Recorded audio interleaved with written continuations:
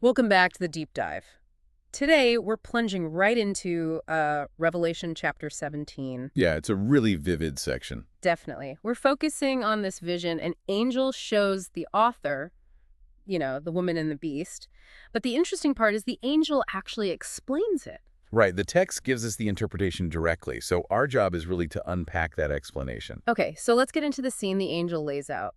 It starts with the judgment of the great prostitute who sits on many waters. And the text connects her immediately with earthly power, saying kings have been, well, entangled with her. And the world's inhabitants are described as, like, drunk on her influence. It points to this wide-reaching, corrupting power. Exactly. Then the scene shifts, right? The author's taken to a desert. And there she is again, the woman, but this time she's sitting on a scarlet beast. A beast covered in blasphemous names, 7 heads, 10 horns, just raw, opposing power imagery. And the woman herself, the text, describes her appearance in detail. Purple, scarlet, gold, pearls. Opulence, yeah. But holding this golden cup that's full of abominations. And that title on her forehead, Mystery Babylon the Great. It's quite something. The mother of prostitutes and of the abominations of the earth. And then the chilling detail, she's drunk with the blood of the saints. Which understandably causes the author's astonishment. He's just floored by this. And that's the cue for the angel. Why are you astonished? I will explain. This sets up the whole interpretation. So the explanation, where does the angel start? With the beast. It's described with this complex timeline. It once was, now is not, and will come up out of the abyss. Right, the sense of a power that existed vanished, but is set to return. Only to be destroyed. And the text adds that people whose names are in the book of life will be amazed when it reappears. Okay, so that's the beast's general nature. What about the specifics? The waters, the woman? The angel clarifies those directly. The waters are peoples, multitudes, nations, and languages.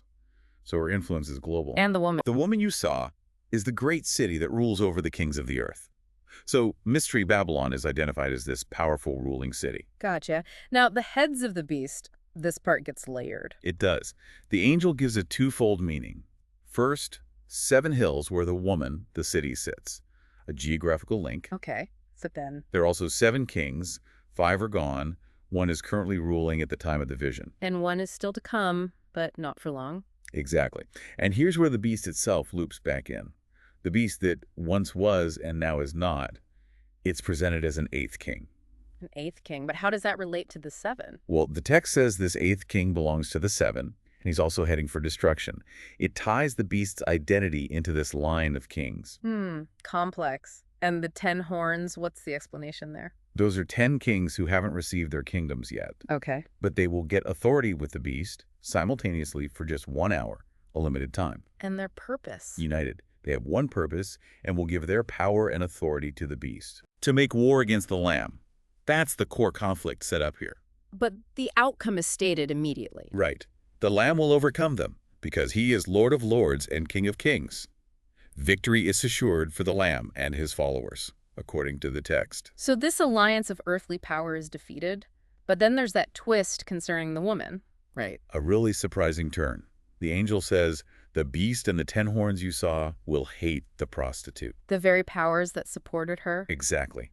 They turn on the great city. The text is quite graphic: ruin, nakedness, destruction by fire. Why? Why do they turn on her? The angel gives the reason. For God has put it into their hearts to accomplish his purpose.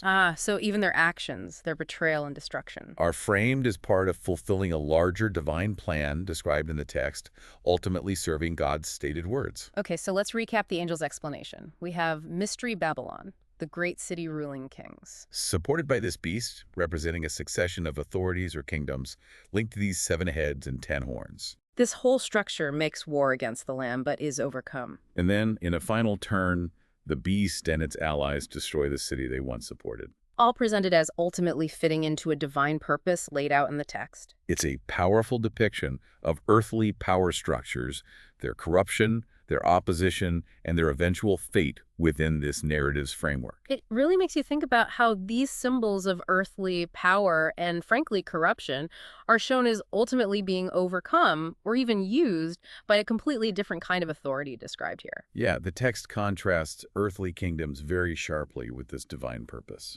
So a final thought for you. Reflecting on this interpretation given in the text, what does this vision suggest about the relationship between earthly power and a higher authority? Something to ponder from this deep dive into Revelation 17.